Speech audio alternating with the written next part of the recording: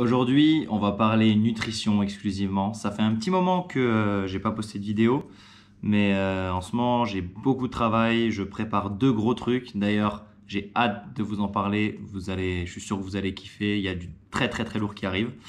Mais j'ai quand même envie de vous tenir informé de certaines choses et de vous aider encore via ma chaîne. Donc aujourd'hui, on parle nutrition. J'ai envie de vous aider et de vous éclairer un petit peu au sujet de la santé. Comment manger pour être en bonne santé? Il se dit un tas de choses, on entend tout et son contraire, notamment dans le milieu du fitness auquel je suis confronté tous les jours. Donc aujourd'hui, il n'y aura pas de source, il n'y aura pas d'études, etc. en description. Ce que je vais vous dire, c'est mon avis personnel, il y en aura certainement d'autres, mais tout ce que je vous dis, sachez que c'est sourcé et que c'est prouvé. Donc je suis pas la voix du Saint-Esprit, je me suis informé avant de vous dire ce que je vais vous dire. Et vous pouvez tout retrouver notamment dans une de mes bibles, l'Enquête Campbell, qui est un de mes livres préférés en ce qui concerne la nutrition. Il y en a d'autres, je vous les mettrai en description.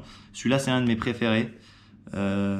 Très très sourcé, des milliers d'études que vous pouvez tous retrouver. Donc si vous voulez que je vous en parle plus, dites-le moi et je vous en parlerai plus en détail.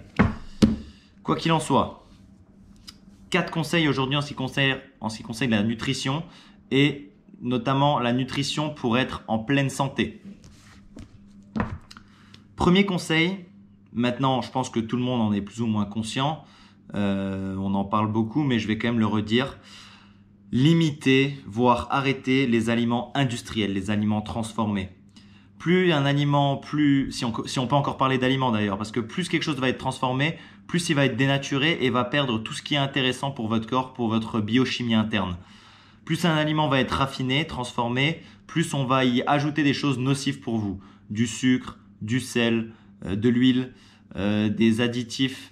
Rien de bon. Donc restez sur un aliment la plus brute possible. Donc essayez de cuisiner vous-même, essayez de préparer vos plats, à l'avance et achetez un minimum emballé sous vide et dans les grandes surfaces. Bon, ça je pense que tout le monde est plus ou moins informé là-dessus. On en parle, on prend conscience de plus en plus, mais c'est quand même important de le rappeler.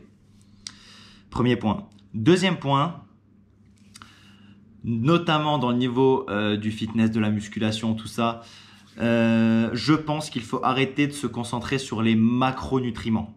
Donc les macronutriments qui, je le rappelle, sont les protéines, qu'on entend énormément parler, les glucides, les lipides. Alors attention, je ne dis pas que les macronutriments ne sont pas importants, loin de là. Il faut avoir un équilibre entre ces 3 macronutriments. D'ailleurs, il faut aussi éviter de supprimer ou d'essayer de limiter totalement un de ces macronutriments. S'ils existent tous les 3, c'est qu'ils sont utiles tous les 3 à notre biochimie interne. On voit des régimes qui bannissent complètement les glucides ou même des régimes qui sont très très pauvres en lipides ou des régimes qui sont hyper protéinés. Trouvez l'équilibre, c'est-à-dire que le corps humain a besoin d'un équilibre entre ces 3. On pourra en reparler aussi ultérieurement, mais si vous avez une alimentation équilibrée, saine, vous allez forcément trouver cet équilibre entre ces 3 macronutriments.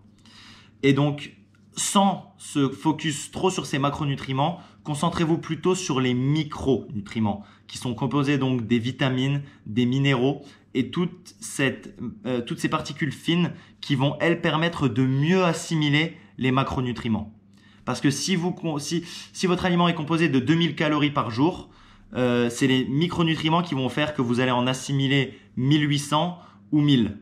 Et vous êtes d'accord avec moi pour dire que le but du jeu, c'est d'assimiler un maximum de ces macronutriments. Donc plus votre alimentation va être riche en micronutriments, mieux vous allez assimiler vos aliments. Ok, donc maintenant vous allez me dire, ok, t'es bien mignon, macronutriments, micronutriments, mais où est-ce que je les trouve, ces micronutriments? C'est simple. 3e conseil, vous devez composer vos assiettes d'un maximum d'aliments végétaux bruts. C'est quoi les aliments végétaux bruts? Ça va être les fruits, les légumes, les céréales complètes surtout, les racines, les légumineuses et les graines. Voilà, on a grosso modo 5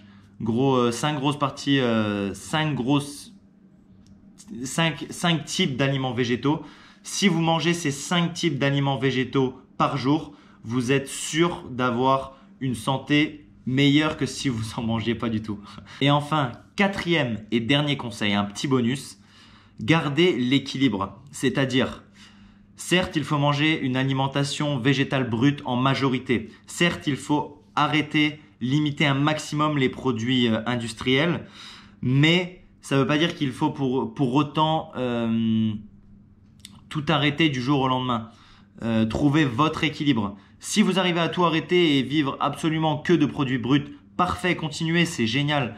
Mais si vous voulez optimiser votre santé, optimiser votre énergie, votre performance, c'est pas pour autant qu'il faut arrêter totalement d'avoir une vie sociale. Si vous voulez continuer à aller boire un verre avec des amis, si vous voulez continuer à sortir au restaurant ou manger une pâtisserie ou vos sucreries préférées de temps en temps, allez-y.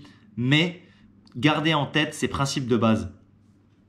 Votre aliment doit être composé à 90% d'aliments végétaux bruts et les 10% restants, vous pouvez les accorder à une petite sortie le week-end ou dans la semaine, une glace devant la télé le soir, j'en sais rien, vos petits plaisirs qui font que vous vous sentez bien et dont vous ne pouvez pas forcément vous passer, allez-y. Mais gardez en tête cette règle des 90-10.